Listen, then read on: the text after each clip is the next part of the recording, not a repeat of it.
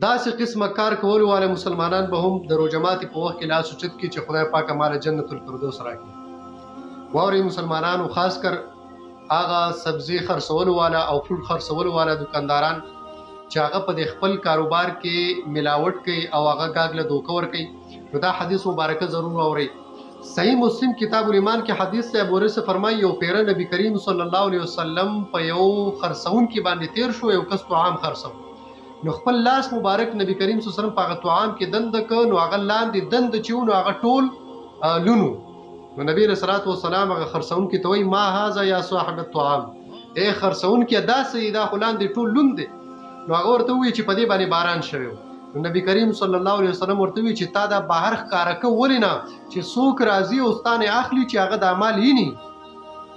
او بیا ورته نبی له سلام څخه فرمایي من غش فلیس مني، چا چې مسلمان له دوکه ورکړه، خپل ګاګ له دوکه ورکړه، ګوره دا زمانه نه دی، زما د امتیانو نه دی، زما د ملګرو نه ګوره دا سړی نه دی. نو ګورئ